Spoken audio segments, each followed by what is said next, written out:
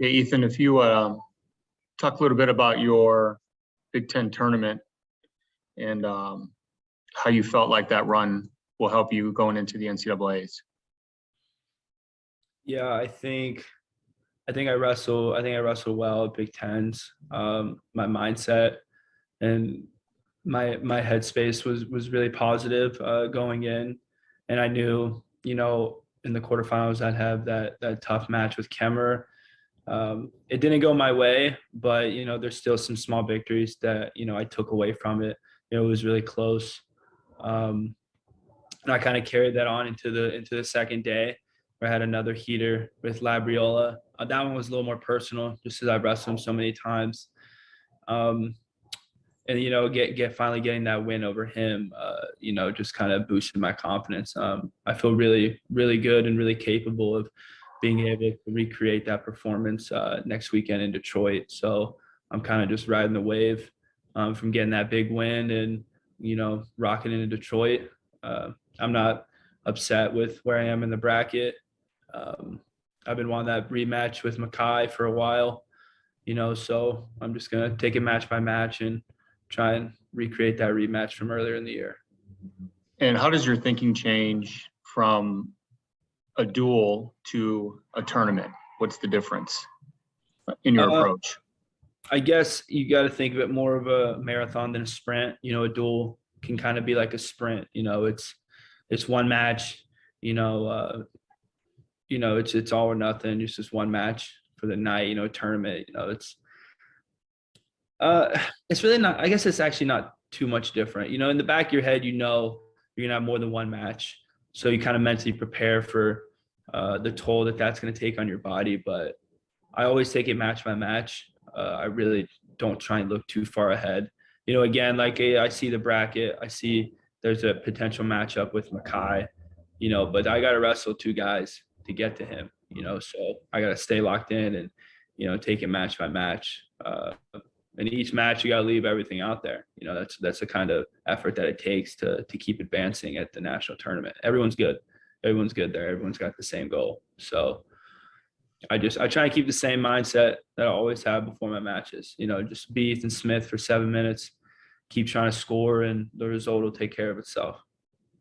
And with the strength of the Big Ten as a whole, you're going through the long season and then the Big Ten tournament. How does that prepare you for the national tournament?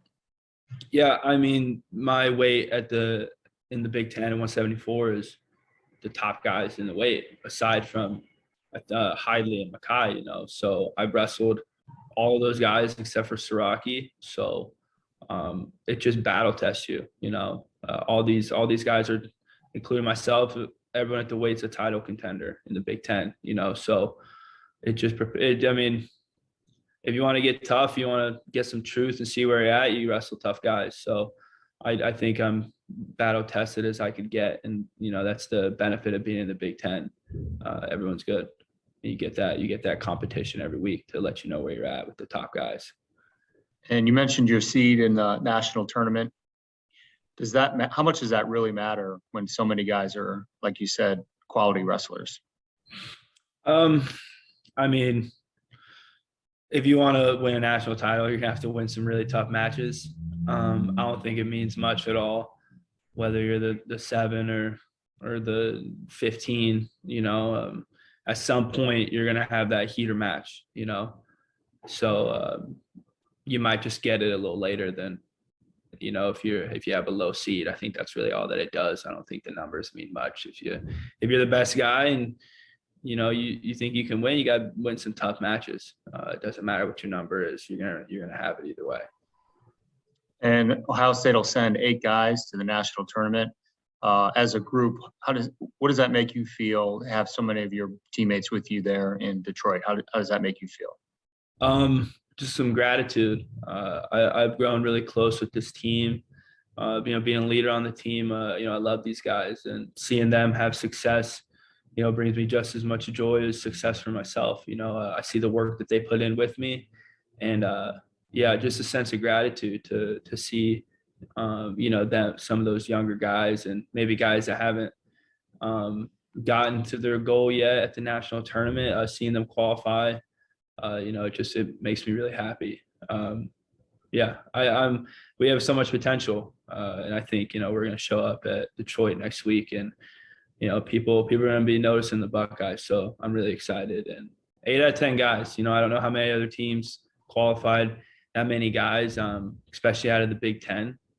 So I'm really, really proud of how we wrestled over the weekend, and again, just crazy excited to see everyone strap up next week in Detroit. This time between the Big Ten tournament and the NCAA tournament, how do you use your time during this stretch? And do you gear up for the tournament, or how do you spread out your workouts? Yeah, there's not. I mean, it's a week, so I don't know how much you can, like, how much better is your cardio going to get, how much stronger you're going to get. It's only in a week's time.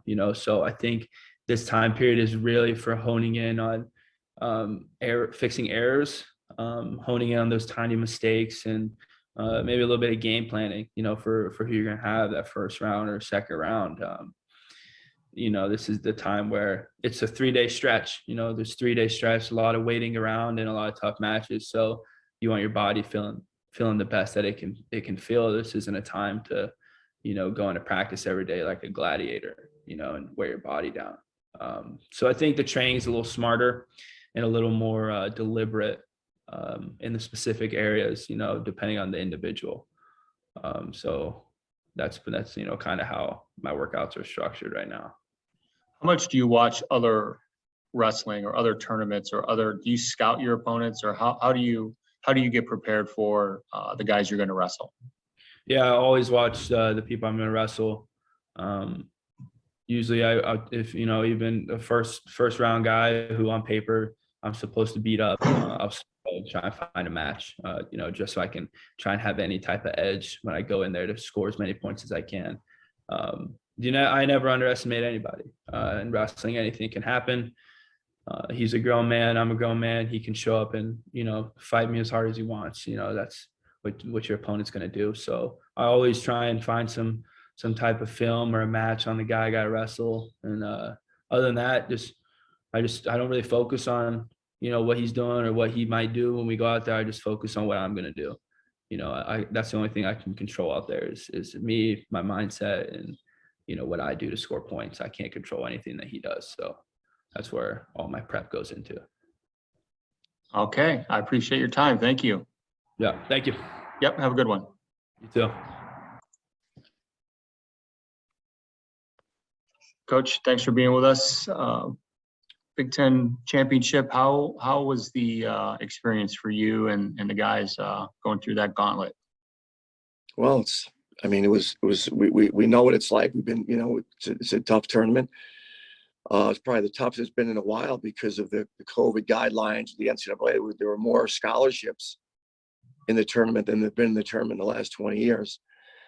Because all the seniors, got that for a year, that money was freed up to get more people. So it was a tough tournament. We wrestled well at some weights. There were some moments of brilliance. There were some tough moments, but we're on to the next thing. And how does the Big Ten tournament then prepare you for NCAAs? Well, I mean, every lesser strength you have, every area of your wrestling that or any area that is exposable will be exposed through the Big Ten schedule, and then obviously in the Big Ten tournament, which is a blessing because obviously every guy in the program is chasing mastery, and you're going to learn where you need to focus. So we got a lot out of the Big Tens. We even though it was late in the year to learn, we definitely saw some things that we can grow from. And we're ready for it. This is the first national tournament where there's been like spectators and things are back to normal. So that was really nice. It was nice. The Big Ten's place was packed, and I know the NCAAs will be as well. We had Ethan on just a little bit ago. How would you assess his Big Ten tournament? He wrestled extremely well. He loves to wrestle. He loves to compete. I think we saw this year for the first time in a while, a lot of forfeits, and we didn't forfeit one match, right? Ethan was going for third. Look, we could have forfeited a couple of matches that would have helped our seeds at the national tournament, but that's just It's a bizarre thing. Ethan in his third place match was wrestling like it was for Olympic gold medal, because it was. And that's the way Ethan is. That's why he's one of our great leaders. The match mattered. It's the first time he's beaten the guy. He's had him beat a couple times and fell short, but he had a great tournament. And you're right, when you're wrestling that well, despite the fact that you're third in the Big Ten, it's happened quite a few times where you don't win the Big Ten, but you win the NCAA. So he's gonna be right in there next weekend. So we're excited about his performance, the way he's competing. And we found out last night the seeds for the national tournament. What's your assessment of those seeds with our guys? It's a non-perfect process. I'm sure wrestling fans are griping here and there about some seeds, but it doesn't matter anymore. It's time to go, and we'll prepare a little bit for if as we move through the brackets, who you would face and some of their tendencies. But in general, this is all about knowing who you are, your strengths, and making sure that you fight incredibly hard to stay in the positions that you're best at. So we can't wait for next weekend, and we're ready to go. And you mentioned how difficult the gauntlet was for the Big Ten regular season, a Big Ten tournament, and to send 8 guys to the nationals through that gauntlet. What does that say about their toughness this year? Yeah, no, I mean, it's we want 10, right? You can get 10. We've had 10 many times before. We didn't get 10 this year. But the guys we have fight. And we're gonna need to see more of that. The margin of error, like in all sports, it's so competitive these days, is so small. And it's about putting 7 really good minutes on the mat. And these guys are ready to do that. Okay. And then how do you use this week now between tournaments to prepare for the nationals? There's not probably a whole lot you can do, but how do you use this time? Yeah, just getting your mind right, get your body feeling good. We're fit. We're fit. Our guys are good positionally. The first couple of days after the Big Ten, I mean, it's like the body feels you got hit by a train. So it's really letting their body and their mind heal a bit. For the first couple of days, we went real hard this morning. We'll go hard again this afternoon, again tomorrow, and then it's kind of feel good, for next Thursday. But a lot of it is mental, a lot of it's emotional, and just controlling your thoughts and really believing, leaning on your training, leaning on your coaches, leaning on each other. So, that's next couple of days here, and then it's back to another year, right? And you've had, obviously, some of these guys have been in the tournament before, so they have an idea of what to expect. What about like guys like Karchelin? How do you help him get ready for this event? Yeah, I mean, Carson's been in some major events. I think the biggest thing is just the culture. The culture in the program. There's a high expectation. He's around guys that have won multiple championships. He's trained alongside guys that have won it as a freshman. And it's just him really believing in himself. So it's just making sure that his spirits are high, and he knows that he has the capacity. If he strings a series of really tough, gritty matches together, that he can win this thing. So. And then like Gavin, who's been around the program, but this will be his first national tournament. Yeah, he's excited. Gavin's excited. He belonged there last year. You get many blessings being in the Big Ten, and I certainly would take all those blessings over some of the real challenges. From a wild card seeding standpoint, with the Big Ten, we're beating each other up. So, I mean, there are guys that qualify for the nationals that are 2-8 because they lost to, they're in the Big Ten and they've lost to 1, 2, 3, 4, 7, and 9. So it's like it's just a challenging conference, but it brings with it a lot of learning, a lot of truth. And I think great competitors hunger for truth. And when you wrestle the Big Ten, you get truth. Is your single leg good? Well, maybe not so good. How's your double leg? How's your fitness level? How's your power? How are your tactics? Everything about you gets challenged when you're in the Big Ten. So, Gavin, has had a lot of those challenges. And this year, that weight class, Gavin's weight class, is so highly contested in the top seeds.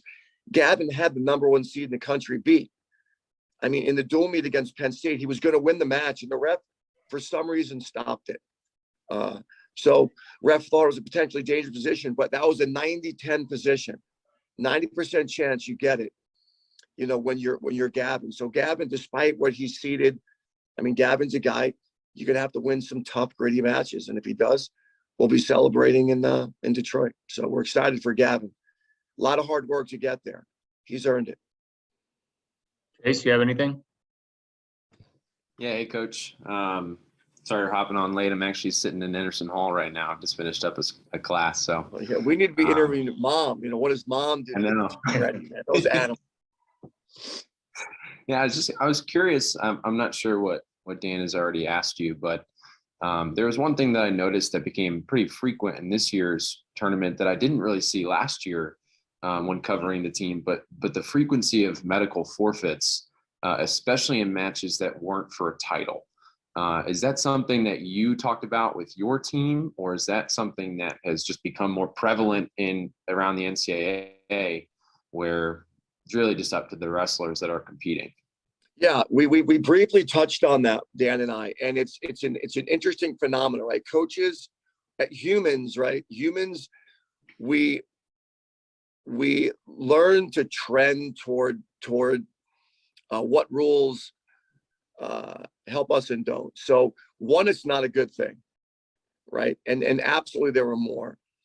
And some of this will be rectified when, as a organization, as a sport, we put more of an emphasis on the end of the year tournament. So basically, there's some rules in place that allow a student athlete to forfeit and not hurt them. So a forfeit doesn't count as a loss. So we could play the example of, let's say that Sasso didn't wrestle in the Big Ten finals. He would be the 2nd seed at nationals, right? Now he did wrestle and he's a 4th seed, and now you got to go against the 1st seed. So there's definitely some gaming going on, which, you know, we've got to put some rules in place that prevent that. Certainly some of them are hurt, right? Some of them are hurt. It's the Big Ten tournament. I mean, guys get beat up. And so it's really challenging. But for us as a program, number one, we wanted 4th, right? So every point mattered. You know, we won 1st, we couldn't get 1st. Then we wanted 2nd, we couldn't get 2nd. We wanted 3rd, we couldn't get 3rd. So we got the best thing we could. So every person that, regardless of how it impacts your seed or not going forward in nationals, we were chasing a team 4th, so everyone wrestled. I believe that over time, those type of decisions, forfeiting in matches where your guys are healthy, I believe it'll erode your culture over time. So we didn't have any forfeits. Listen, there are times when we do, but it's not because someone's protecting a seed. And I'm not here to say any coach was doing that. I don't know. But I do know that the rules allow for more of it now than it has in the past. And that's why you're seeing more of it. I've talked with a few of the guys that competed this weekend, namely Caleb Romero and Carson Karchla. Caleb had some things to say just about his performance and recognized that wasn't exactly where he wanted to finish in 4th. That wasn't where Carson wanted to finish either. I'm sure the same was true for Sammy and probably for Ethan. Guys that are title contenders, guys that want to finish knowing that they won a Big Ten championship this season. Have you had conversations with them about what your expectations were for them before that weekend and how you really viewed their performance this weekend? Did that match up, or was that something that maybe changed throughout the weekend as you watched them perform? Yeah, After every competition, particularly the Big Tens, but we have them right? Every guy on the team writes, and you write your assessment of yourself on the weekend. You know, some things that you think you could do better, and what your mindset was in the midst of maybe the toughest moments in some of the matches, right? So they write. You know, writing is a powerful tool for learning and a self-assessment. And then as a staff, as the coach, I would respond back to their writing with some thoughts. So, I mean, any of them, right? With a slight, they don't need to rebuild themselves, right? They don't need to. This isn't about throwing away the old, and completely transforming them into something that they don't have in them. They have it in them to win the tournament this weekend, right? Whether they do or not remains to be seen. But Romero in the semifinals, it was a one attack match against the champion. I mean, we had a leg in the air and didn't finish. They had a low single on the edge, and we made a technical mistake. He knew the technique to use. He chose to use a different technique in that situation. So, same thing with Carson. He was the only person with an attack in the semifinals and didn't finish it. Ethan was in position to win his semifinal match. It was a quarterfinal match against Kemmer, and the ref stopped it. We were running behind him. So every one of the matches that were lost, without question, can be overturned with slightly better tactics, maybe a little more focus. But this is what the Big Ten brings you. It is without question by far and away the best conference in the country, right? We lost to 1, 2, and 3. It's, as I've said this before, if it was a country, we'd be third in the Olympics, right? And it's just that tough. And you have very little room for error. And we saw a couple things in matches that, weren't perfect. So this is just about really honing in this week, getting them feeling good. And they don't need to be told that, listen, you can win this thing. They know they can. All three of those guys can. And the Big Ten championship doesn't disqualify you from the national championship. So take the learning, stay positive, correct a few little things, and get ready for 5 really tough matches at the national championships. As a wrestler and a coach, somebody that's competed on the stage and has coached on the stage, is there any difference in the weight that is carried from losing a match in regular time through 3 periods? And for example, like Carson lost 2 matches in sudden victory over the weekend. Is there a difference in the mentality after you lose a match like that, knowing that it was really only one takedown, one 2-point takedown that lost you the match? Or do you have a different mentality following a bout like that?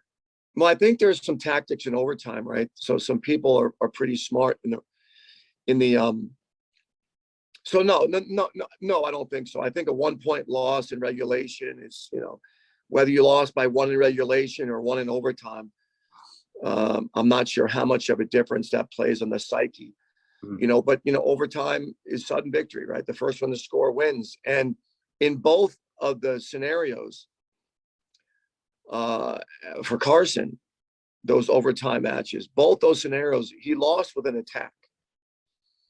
Right. So he didn't necessarily force the shot, but maybe it wasn't the best time to shoot. Mm-hmm. Now, 8 out of 10 times, the aggressor, right, is going to be the winner. So we don't want to discourage the aggression, because attackers usually, find a way to create opportunities and win. So we were happy that he was going after it. It's just more, and he knows this, but he has beautiful, brilliant technique. He very rarely gets run behind. I mean, he's a very efficient attacker and a very efficient finisher. And in those particular matches, he looked like he took a rushed shot. So what an opportunity to learn, right? So, yeah, I mean, they're hard. Losing is hard, whether it's overtime or not. And I think we learned from it. We'll see. I mean, we certainly learned about the position and how the match was lost, right? Learning, there's a corrective measurement piece needed. So let's see if we turn some of these around. Yeah, and just a final question for you, Coach. Caleb also brought up that comparatively to other programs around the country, especially some that are in the Big Ten, like Michigan, Penn State, and Iowa, you guys have a very young team. there aren't a lot of, fifth, sixth, and seventh year guys in your program wrestling right now. What kind of confidence does that give you and your team in the kind of experience that they can gain this year, attempting to win a national title, but then also how it sets them up for the future, knowing that a lot of these guys are going to be back competing at their weights next year? Yeah, right. I'm 30 years into this and I've never seen anything like this, right? COVID really created some challenges and some opportunities. And for us, we return the most points in the Big Ten, right? So we're going to hone in on the next 7 days and get ready, but the future is really bright. So we return the most points in the Big Ten, but we also have some red shirts and some incoming guys that fit in, directly where we have some needs, right? Plus you've got all the guys that, to your point, are going to be this tournament and take something away from it. And be better, hopefully be better for it. So, we're going to battle really hard this weekend. We're going to battle for a team trophy.